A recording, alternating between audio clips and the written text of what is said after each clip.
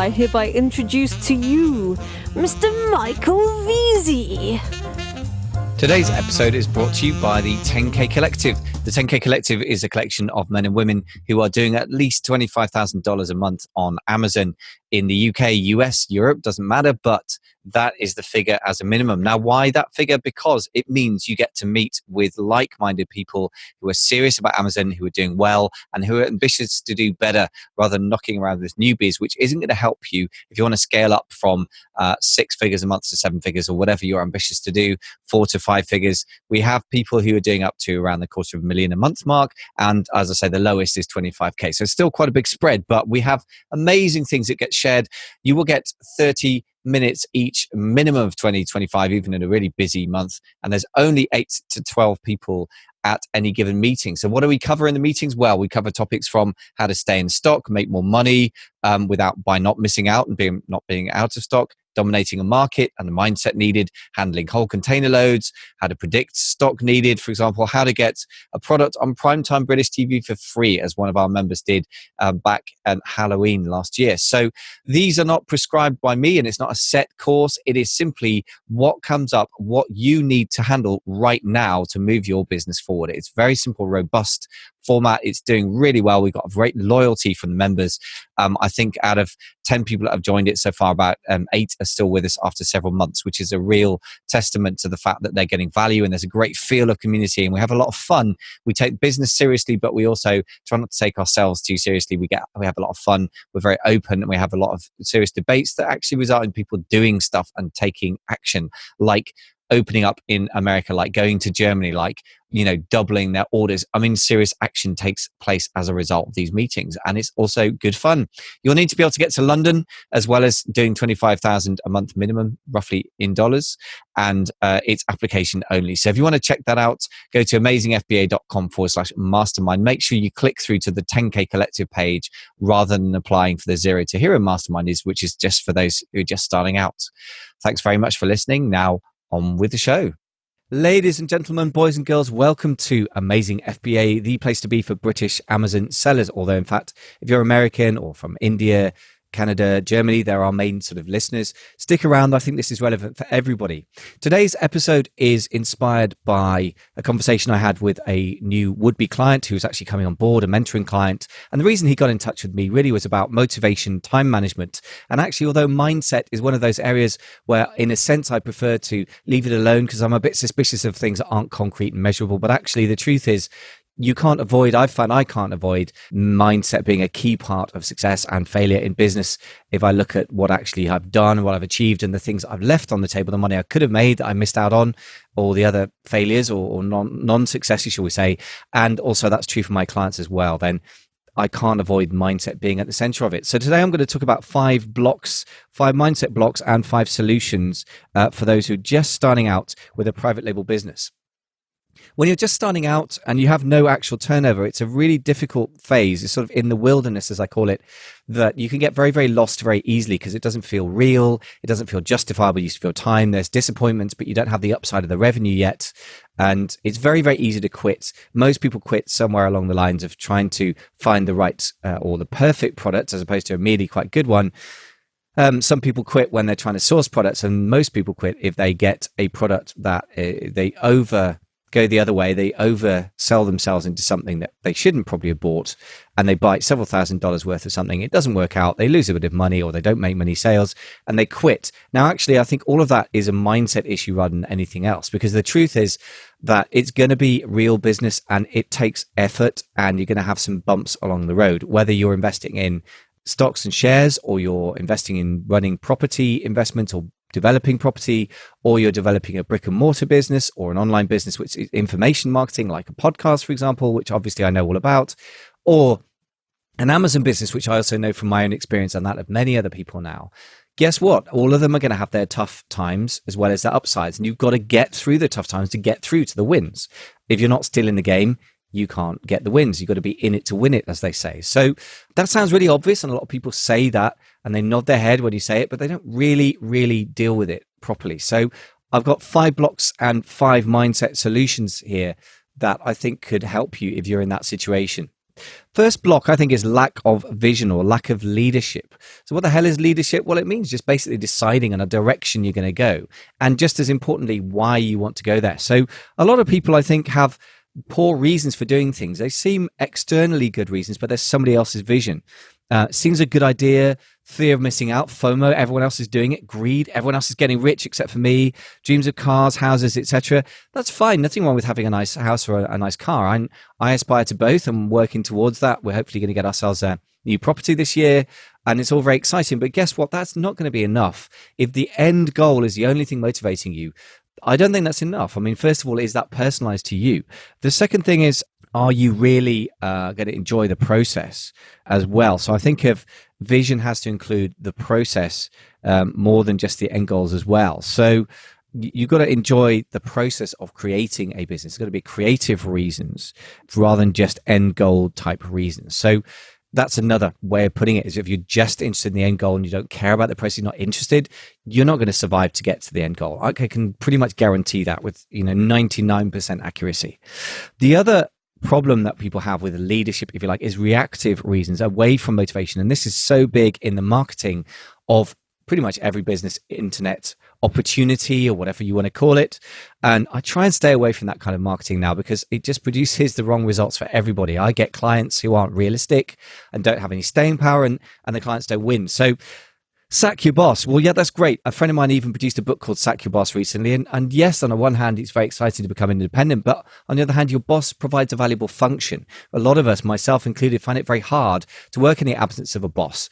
And I'm seriously considering hiring a part-time project manager at the moment, not just to manage a team, although I do want that, but to help manage me, because I need managing, right? If you've got a boss, they take care of that. So there is a great deal of value in a boss, and sooner or later you or your business needs one, right? Being the boss is also tricky because guess what? If you are not at the top of your tree at work and you have a boss, then guess where all the I don't want to be crude, but I remember talking to a head teacher of a school once, and he said, yeah, I used to wonder where all the brown runny stuff used to go.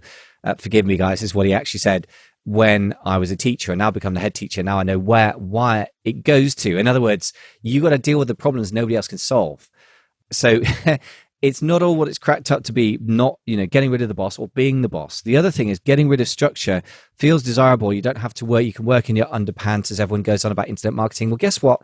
That's actually difficult. Having a structure where you have to be at a particular place by a particular time. So 9 to 5 routine or whatever it is. If you work on a building site, 6 a.m. to 6 p.m. or whatever the routine is very, very helpful. And trying to replace that is actually a difficult challenge. So those away from motivations, I don't think are going to sustain you, apart from anything else, away from as opposed to towards motivation. So going away from a problem rather than towards a goal has the issue that as soon as you remove yourself from the problem, your motivation is diminished. So if you get rid of your boss and they're a very horrible person you don't want to work with, great, you get rid of your boss, then what? You're going to be away from the person that was motivating you to be your own boss. Now what's going to keep you moving? So I think the solutions are pretty straightforward in some ways and very subtle in other ways. So personal leadership is never easy. I think it requires a lot of time and meditation and realism. The first thing is there's a lot of left brain or very analytical answers to this. And I think they're very business-like, but they don't go far enough. So the left brain solutions are very simple things to define as a business coach. Are you looking to replace your day job? Okay, if so, how much do you really need? Do you need £2,000 a month in personal income? Is it 5? Is it 10? What's that figure? And in that case, and to be very clear, that's personal income, not the profit, let alone the revenue of your business, which is something else we'll come to, right? And how soon are you aiming to do that? 6 months, a year, 18 months, 2 years, 3 years? A lot of people get sold the idea that you can replace a day job within a year. I think that's mostly BS. It can be done, but that requires a degree of luck and a vast amount of aggression, which most people don't have. Nothing wrong with that if you do, but you will probably have to take big risks as well. And you're probably more risk averse than you think. Second thing then is, are you wanting to create a sellable asset? If so, how much do you want that to sell for and in what time frame? Most people don't come in with that mentality. Some people do. Tends to be the more advanced people who actually build a business that think in terms of creating sellable assets. But still, you've got to think that through. So that's the left brain stuff. That's all very well, and it's easy to come up with a smart answer for that. But the right brain stuff is really, where your heart is, where your vision is, what really, what you really feel actually matters. First of all, dreams of cars, houses, great. But it takes time to get the results of a big house or a nice car or holidays, whatever it is. And you need to enjoy the process. So the first question I would say is, do you really care about business? Is it something that interests you intellectually, emotionally? Do you like the game? Do you like a bit of competition? Is money really what you want? I mean, sometimes it's not really what people want. They want time with their families, in which case, okay, long term, that makes sense. Are you prepared to sacrifice some time with your family in the short and medium term? In other words, the next few months or couple of years. Independence is going to have its price as well. If you want to be independent from your boss, we've already talked about the fact that your boss provides a valuable function and, keeping things in order. You're going to have to deal with being your own boss, which is difficult. I certainly feel that I'm, become self-employed rather, and I started working for an idiot sometimes. I have great strengths, one of which is not probably being very disciplined. So that's why I have a business coach. More on that later. Uncertainty. You're not sure whether things are going to be one way or the other from one month to the next sometimes. I personally quite like uncertainty. It sounds like a funny thing to say, but I think you need to be able to deal with it, preferably embrace it. And if that's not you, be real about that. The lumpy income you can get. Christmas is famously massive in retail, and then feast and famine when you get to January as well. There's a very basic question that I think a lot of people overlook too quickly when they get excited by a business opportunity pitch online. And that is entrepreneurship really for you? A lot of the things that I've just talked about as independence as the upside, or freedom, which is very clearly and commonly the big motivating factor, I think, particularly for men, but also for some of the women that I work with. But being your own boss, having the uncertainty, having lumpy income, these are quite big costs. And some people don't really have the right mentality to deal with that. And there's nothing wrong with that either. I think one of the things that happens these days is that everyone worships entrepreneurship so much, they put it on such a pedestal that actually it's not the right thing for some people, and that's perfectly okay. So you don't need to feel bad about it, but just recognize it may not be the solution. If you need an extra couple of grand a month, maybe get a part-time job, maybe look for a promotion, maybe try to change which company you work for in your day job. These are perfectly acceptable. In fact, in many cases, very better alternatives. So just be realistic about it. If entrepreneurship is right for you, is the business model you're considering right for you? Is internet marketing right for you? If you've got a very physical, hands-on approach to things and you're averse to technology, some people really struggle with spreadsheets, for example. They can't navigate around a computer. It may be that it's not for you. Any internet-based business requires a certain fluency with and comfort with computers. If so, is e-commerce for you? Some people are better suited to the lower risk but more legwork of an information-based business. Some people love the leveraged fact that e-commerce, particularly working with Amazon, will allow you to really leverage your time in an amazing way. But there are costs to that. Amazon is a bucking bronco sometimes, and some people can cope with that and some can't. So it's very, very important to be realistic about who you are and what you're not as well. And it's okay to run an e-commerce business or not run an e-commerce business. Just because it's the latest thing and some people are making money with it doesn't mean it's right for you. Block number 2 is, I would call it delusion, or in other words, believing what is not true. Okay. So have you ever been sold into a fantasy, no risk or low risk? It's quick, it's easy. If people are saying things like that about Amazon as a business model, private labeling on Amazon, just walk the other way is my advice, because I don't think it's quick, low risk or easy. You can, I was saying to my client earlier, new client, when I was interviewing him for the mentoring position, because I don't just take on anybody if I don't think I can help somebody or if they're not well placed to make a success. I don't want to take their money in return for just selling them a delusion. I'm not into that. But I would say there is a payoff between speed, time, and you put into things, the speed you get going, the money, and the risk you take. If you're willing to take very high risks and you put a lot of time into things, you can go very fast. If you, however, want to take moderate, sensible, judged risks, and you're only working at something, say 15 hours a week, which is going to be the case with this latest client I'm working with, guess what? It's going to take you longer to get your first product to market. And there is a danger that you get stuck in that wilderness and you never move forward. So momentum is really important. But you don't always have to take a high risk in order to get momentum. Sometimes you just need to get more accountability. More about that later. The other thing is just more of a left brain thing. So I suppose right brain and left brain I'm thinking about because I've been reading rereading Stephen Covey's amazing 7 Habits of Highly Effective People. And I'll be doing some more. We did 3 podcasts about that a while ago, and we're going to be creating some more of those soon. But one of the things he talks about is a right and left brain. And I think it's important to think about that both ways, or to put it in simple terms, the sort of emotional and intuitive response to things is important, as well as the intellectual, numbers-led, logic-led stuff. But the left brain stuff, or the logic-led stuff, is very, very important as well. Are you looking at the financial numbers correctly? People can sometimes get very excited about a market size. Look, there's somebody making $500,000 a month selling, I don't know, some plastic widget on Amazon in the USA. Maybe it's kind of candle holders or something. It doesn't really matter how big the market size is. What matters is what percentage of the market you or your business can own or indeed dominate. So that's one of the things that people get very wrong with market size. But then their financial numbers can be off as well. So the marketing numbers, that's one thing, but the financial numbers can be an even bigger problem.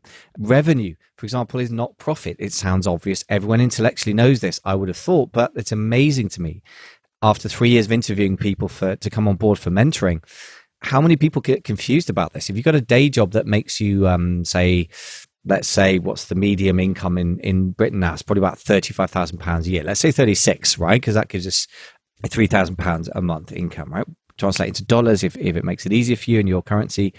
So let's say £3,000 a month in income. Okay, well, that's pre-tax, but you're going to take a bit of expenses and a bit of tax off, but you'll get to keep most of that as personal income, right?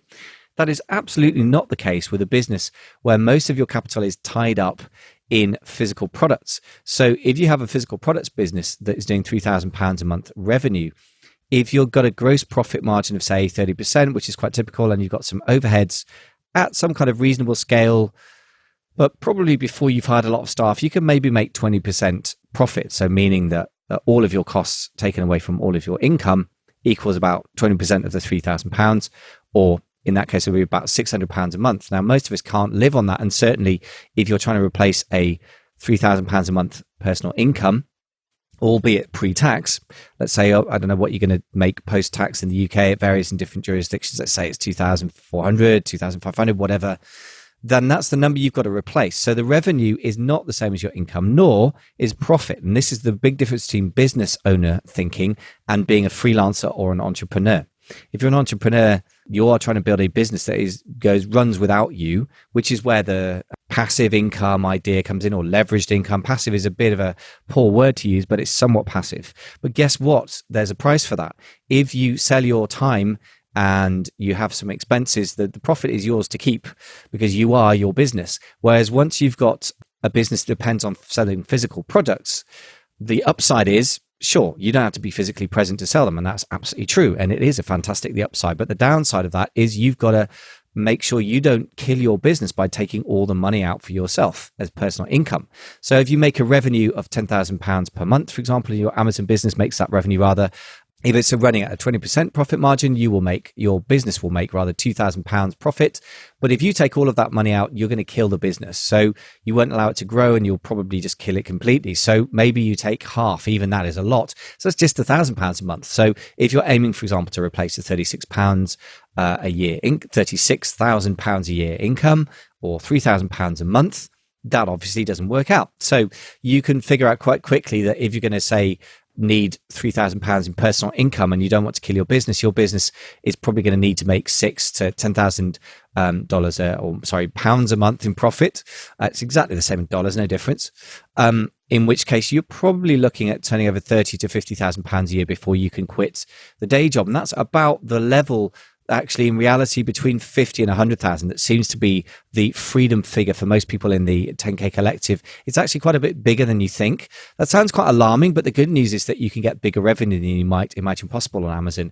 The trick on Amazon is, if you get the right market, not so much getting revenue and sales, because Amazon's an incredible machine for that. If you get it right, it's getting the profit, and that comes when you source from China, and there's a whole bunch of other stuff that goes behind achieving that. But it's very, very good to be clear about what you're aiming at, and it doesn't take long to calculate. That's pretty easy, right? But you just need to make sure you've looked at that. Block 2's delusions. The solution is honest information and realistic goals. So we talked about realistic goals just about now with financial numbers. The right brain stuff, or believing the sort of, if you like, beliefs of what is possible and what isn't, the sort of general big picture stuff is solved by the following. I think you need to follow the right people, follow case studies of actual successes, and follow more than one case study. So the classic thing is somebody makes £100,000 or dollars a month in revenue. They become a kind of guru. They teach everyone else how they did it. Great. Well, that's fine. But if they did it several years ago, does it still work now? And the answer is it's hard to know if they're just basing it on one story. For sure, it's good to follow successful people, but I would prefer to see a situation where they're generalizing principles and formulas based on multiple different case studies. And that is what I try and do with the 10K Collective, the £1 Million Mastermind. I help those people to grow their businesses, and they help each other, really. Let's be honest. I'm the convener, the facilitator, but we help each other to grow each other's businesses. But what I can bring from that is come back to the people at this stage that this episode is geared to, the beginners, and bring back the right principles, the right habits of mind and of action, and the right business models that are actually working now for serious sellers rather than worked once for me several years ago. Block 3, confusion or not knowing what to do. There's basically one problem here, which I would say is too many opinions, not enough clarity, right? Specifically as well, too many podcasts, including this one, if you listen to every single episode, too many Facebook groups, too many YouTube videos. I mean, I get people come to me occasionally and say, I really like your podcast. I started at episode 1 and I'm listening to all of them. And I just can't quite believe when people say that. I mean, it's kind of flattering, but it's also scary. I'm like, that's over 300 episodes, some of which will have, timeless value and evergreen content. And I try and produce more of that these days. Like this episode, I believe is going to be evergreen because these principles aren't ever going to change. But a lot of the tactical type stuff will no longer apply. I started this podcast in September 2015. A lot of the landscape has shifted then, like around reviews, particularly launch strategy, how competitive Amazon is now, how good your listing needs to be just to kind of be at the basic entry level. So be aware of that. Don't absorb too much from podcasts. Absorb what's useful, but be a bit selective. So I think the solution is really simple: clarity and structure. I think courses can really, really help. Just be careful who you choose. Selective communities as well. So instead of joining a free Facebook group, join one that is linked with a course. The other thing is get the right expertise for where you're at now. And one caveat is see solution number 2, make sure you're following the right people and in the right communities. The majority of Amazon-based podcasts can be a bit unrealistic in their expectations they set. I think a few of them are more realistic. I try to be one of those as well. There are a few out there. You're going to have to decide for yourself. But just make sure 2 things. Number 1, you choose the right courses if you're going to follow that. Choose the right communities to join. And make sure it's relevant to where you're at now. If it's something that requires a lot of money and you have a little bit of capital, it's not going to be relevant to you. If it's something that is very advanced, and looking at courses for advanced Facebook marketing for Amazon sellers, and you haven't sold a penny or a dime yet, it's premature to be worrying about that. And it amazes me that people will go on sourcing trips to China that cost several $1,000s or something, and they're selling nothing yet, and which kind of blows my mind. I mean, the first thing is get something selling, learn your craft, and then go to China if you want to go, or India or wherever else it may be. So I've had members of the 10K Collective or the £1 Million Mastermind who've shared that with me, that they've been on trips that cost them several thousand, were very valuable for them, but half the people there weren't selling anything yet. That's just kind of crazy. Another person in the 10K Collective went to a course that cost him $10,000 over in Las Vegas, where else?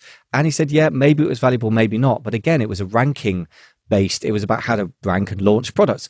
And half the people there didn't have any revenue, didn't have any products to sell. Again, that's a crazy thing to do. Don't take courses or information on board that is not relevant to your situation. I can't stress that enough. It's just wasted money. Block number 4 is motivation. Can't get started or can't stay started. This is really huge, and this is what brings quite a few people to my door as a coach and mentor. Isolation is a dream killer, as Barbara Scher says, and it really, really is true. It's also linked, I think, to this first block, which a lot of people don't see because it's so big. It's kind of like the ground you walk on, that you don't realize that your personal inner vision, if you like, or leadership is, or lack of it, is the problem. But I think it's very, very linked to that. If you're following somebody else's fear of missing out or greed or dreams of houses, whatever, but you're actually not the right kind of person to be running a business. That may well be why you're not motivated, but sometimes it's simply isolation. And in which case the solution is connect and get accountable. A community can be great online or offline. It's even better if you can meet in person. I used to run a community for beginners, people who are just at the stage that we're talking about now, where you're pre-revenue, if you like. I've shut that down because basically I couldn't get people to be committed enough to turn up month after month. Now, if I run that again, I may run an online version of that. And if that's something that interests you, email me and explain your thinking. And if enough people do that, then I'll run it. Michael at amazingfba.com. F for Freddie, B for Bertie, A for Alpha.com.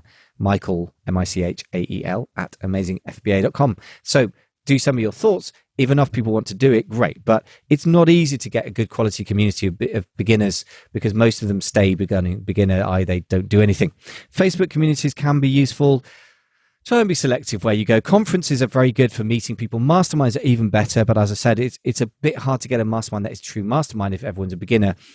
So as a beginner, I think you can't help coming back to the idea of a mentor, and that's why people approach me. And I'm not saying you should or shouldn't work with me or anybody else. It's not a cheap solution. But I think it's like anything else. I'm about to fill in for my wife in a few minutes to go and teach a piano lesson to a little boy who's learning piano. Is it impossible to learn piano without a piano teacher? Of course not. There are tons of YouTube videos. There's tons of internet resources, like Amazon selling or anything else. But the truth is, you need that accountability, that personalization, that motivation to keep going. So that's why most people who play the piano well that I know started with a teacher and had one-to-one lessons. And there's nothing wrong with just admitting that it's an investment now and you get the payoff later, but it generally is a hell of a lot more realistic than thinking you're going to learn it on your own. Block number 5 is related to this. And again, this is one of these blocks which people think the problem is time management, which is block number 5. It's actually often a question of motivation combined with a lack of leadership. But nevertheless, lack of time is lack of priorities, says Tim Ferriss. Okay, but nevertheless, it is linked, and it's the first thing that people show up with and say, oh, I've got a problem with time management. You dig a bit deeper, often that's not the case. It's about motivation and stuff as well. So again, the solution is get accountable, just like for lack of motivation, but also get real about time. I think a lot of people don't get granular enough about the issues in time management, and for that reason they don't look at their week in detail. They say, oh yeah, I can spend 20 hours a week, and then when you dig deep, just like I did today with a new client I'm going to work with, okay, Mondays, yeah, great, can do 2 hours in the evening. What about Tuesdays? Well, oh no, actually Tuesday we have a meeting at work that goes late, so I get home and I'm just going to eat and go to bed. Okay, so Tuesdays are out. Wednesdays, yeah. Thursday, oh yeah, I'm normally away from home that day, so I can actually do more. Fridays, yeah, normally 2 days. Okay, Saturday I can do anything I like. Okay, really? So your daughter or son doesn't have any sports events? Oh yeah, well my son goes to football or my daughter goes to ballet dancing or whatever. What about Sundays? Do you go to church? Well, yeah, we generally do. We don't have to, but once you take account of personal life, social life, you've got kids, taking them to various things, cleaning the house, cooking, having time with your spouse, very important. Then you've got to be real about the fact that there's probably less time available than you think, which is not a problem as long as you're very real about that and very consistent in how you use it. It's amazing how much progress you can make in a relatively modest amount of time if you're really consistent and you do the right things. So consistency and focusing on doing the right things is just as important as anything else. The easiest way to get this to happen is to get a coach, get accountable. Again, it's like having a piano teacher or a personal trainer or anything else. You can do stuff without, you're more likely to make good progress with. So I don't think this is really a job for a mastermind. A mastermind can help you stay accountable in the big picture. But if you're struggling with this, particularly again, as a new person, having tried to run masterminds for pretty much 2 years for newbies, it's very difficult to make that work. It's much better to meet together than it is to not meet. So I think I provided a great service for people. But in the end, it was just a bit too much like pushing a boulder uphill because the turnover is so quick with newbies. So I think you're better off with a mentor than with a mastermind at the early stages, and then transition into masterminds when you've actually got some traction and the people around you and you have value to share. So co-coaching is another idea where you keep each other accountable. Again, in theory, this is lovely. I've tried this with friends and business partners before now, and not really business partners, but friends or people in the similar, situation to me, i.e. sort of freelancers trying to create their own business. But it generally fizzles out in my experience because neither person has a strong enough motivation. And the truth is, coming back to the idea of what's pushing you to do this in the first place. Firing your boss is one thing, but you've got to replace him or her. Being a boss is a valuable job. it turns out telling people what to do, managing people, keeping them accountable to goals, making sure they keep moving, stuff gets done, projects move forwards.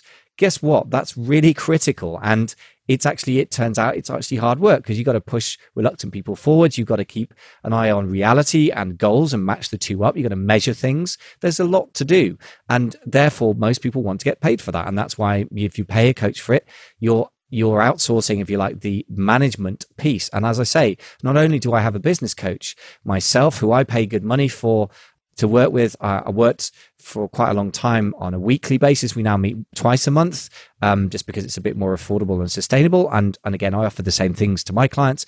But the truth is, a weekly meeting is very, very good and really helpful, particularly if you're getting stuck. And the other thing is that I'm considering hiring a project manager to manage me as well as other people. So I recognize the reality of this. So don't be ashamed or afraid or think it's somehow weakness, or you should be able to do this on your own. Most big achievements in life, and certainly in business, are not the solo lone entrepreneur, like the lone ranger riding out on his horse like a cowboy. The truth is, it's a team win, and you need to get yourself a team from the beginning, I think. So you need to get yourself and a coach and your suppliers, and then you're actually going to be in business. Thanks for listening. Hopefully this is helpful, and thank you very much for your attention. Speak to you in the next show.